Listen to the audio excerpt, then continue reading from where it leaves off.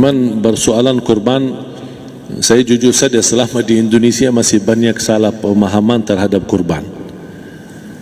Dan saya pernah berkata, memang Islam kita di Indonesia Islam keturunan. Ya, jadi asal tahu saja ya. Ya, tapi dari segi belajaran, mohon maaf ya, kita terlalu jauh terhadap pemahaman. Yang saya maksud, kita melaksanakan sesuatu tapi kita sudah belajar, sudah tahu, bukan hanya asal saya dengar, saya lihat, saya bukan sebatas itu, tapi kita punya dasarnya. Dan ini kelemahan kita, di antaranya kurban. Saya pernah mendengar, bukan malah sering mendengar soal kurban dihitungkan berorang.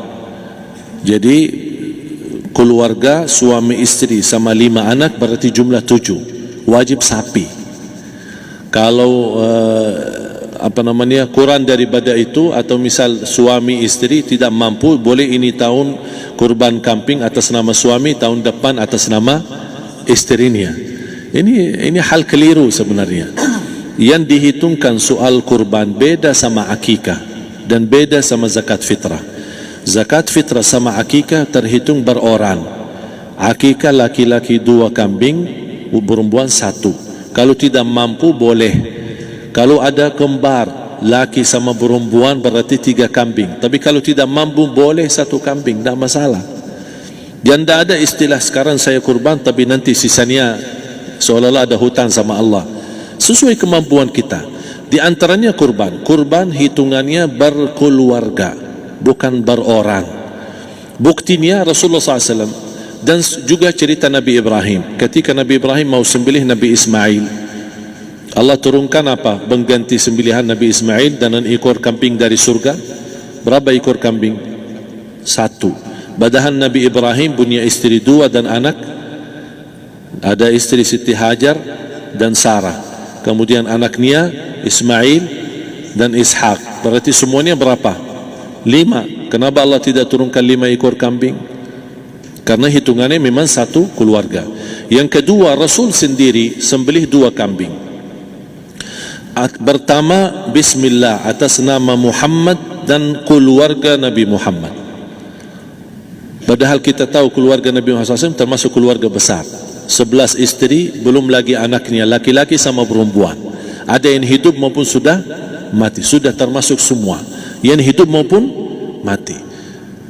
Yang kedua, Rasul sembelih sembelihan yang kedua atas namaku dan umatku. Umat ini berapa miliar? Cuma 1 ekor kambing. Kenapa Rasulullah SAW berkurban atas nama dirinya dan umatnya? Saya mengambil salah satu di sini tanda sayangnya Rasul kepada umatnya. Jadi saya selalu berkata, orang miskin yang tidak mampu berkurban seharusnya bangga di hari kurban, karena Rasul sudah kurbankan duluan atas nama dia. Jadi terima kasih ya Rasulullah, ingatkan kita. Yang kita tidak mampu, Rasul sudah. Bahkan kalau Rasul sudah kurban atas nama umatnya yang tidak mampu, berarti sudah terkabul. Kita aja belum tahu kabul atau tidak kalau kita berkurban. Tapi kalau Rasul sudah terjamin makbul. Oleh sebab itu hitungan kurban itu adalah 1 keluarga. Misal bapa punya istri, punya anak. Itu kalau mampu sapi silahkan. Mampu 1000 sapi silahkan. Kalau soal kemampuan tidak ada masalah. Tapi kalau soal kewajiban, tidak ada wajib lebih daripada 1 ekor kambing. 1 ekor kambing. Misal kalau bapa punya istri 4, misal cuman ini misal ya, istrinya 4, setiap istri anaknya 10, berarti jumlah berapa? Anak 40, istri 4, berarti 44, sama bapa 45. Wajib 1 ekor kambing saja, cukup untuk semua ini. Tapi kalau soal mampu, ya silahkan. Mau 1000 kambing boleh, mau 1000 sapi boleh. Tidak ada yang melarang kalau soal kemampuan. Dan kalau kita mau sembelih, Bismillah atas namaku dan keluarga. Tidak perlu bawa data-data nama keluarga. Jadi disebutkan tukang sembelihnya ada capek menunggu sambil sebutkan nama-nama. Tidak perlu. Udah Bismillah atas namaku dan keluarga. Termasuk kata atas namaku dan keluarga, termasuk orang tua yang sudah meninggal. Termasuk orang tua yang sudah, karena kita adalah hasil daripada orang tua. Itu sudah termasuk, tidak perlu kita sebutkan. Ada sebagian ulama membolehkan kalau kita mampu, mau khusus kambing atas nama orang tua, tidak masalah kalau kita mampu. Tapi kalau kita tidak mampu, itu sudah termasuk orang tua kita bersama keluarga besar kita. Ini salah satu kenikmatan, dan ini termasuk juga sedekah yang berguna bagi orang yang sudah meninggal di keluarga kita. Wallahu ta'ala a'lam. Dan juga masalah panitia, bisa kita mewakili kalau kita tidak mengerti sembelihannya dan tidak mengerti cara bagiannya. Tapi ada satu sunnah yang termasuk kehilangan sunnah ini, adalah banyak yang tidak mau makan dari hasil kurban, padahal itu sunnah Rasul. Dari akikah boleh makan, dari kurban pun boleh makan. Bahkan sunnah SAW dibagi 3. Sepertiga pertama dihadiahkan. Maksudnya kata dihadiahkan kepada orang kaya. Misal tetangga saya tapi orang kaya, dia bukan miskin, tapi boleh saling hadiah. Karena inti daripada hadiah silaturrahim.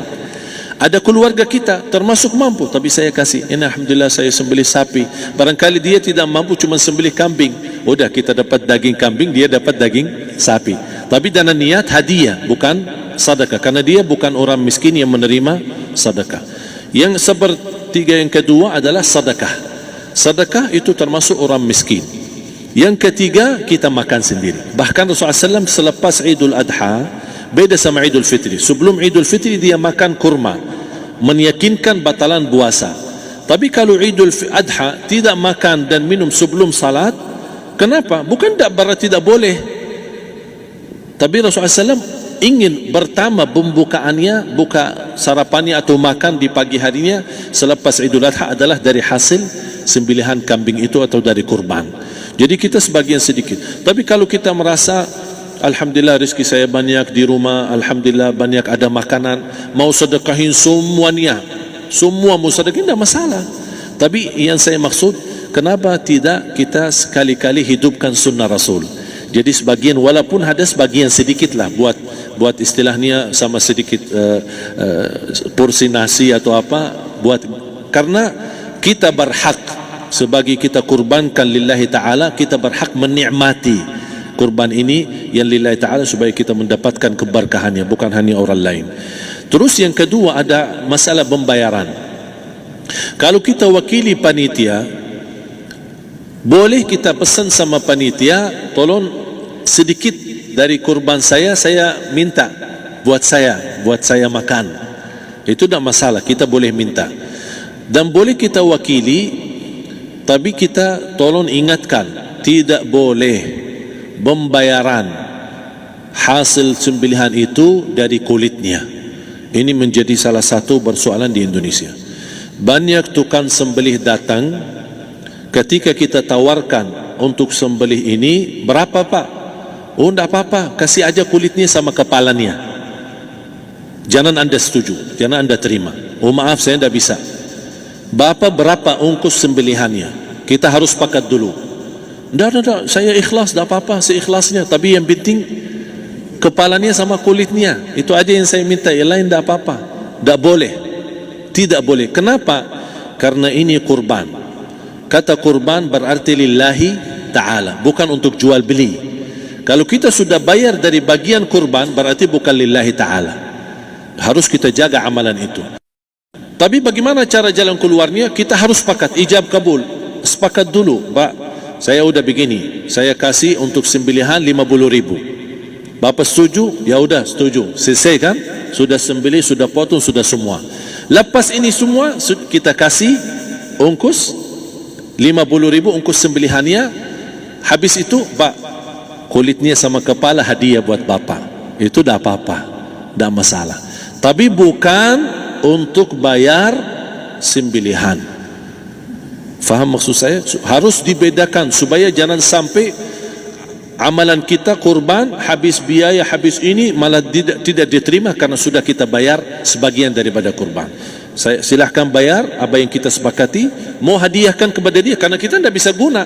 Buat apa yang kita mau gunain kulitnya? Tidak bisa. Tapi mereka, buat mereka lebih berguna, oleh karena itu kita bisa hadiahkan untuk mereka. Bahkan kita bisa juga kasih daging untuk mereka bisa menikmati sebagai sedekah.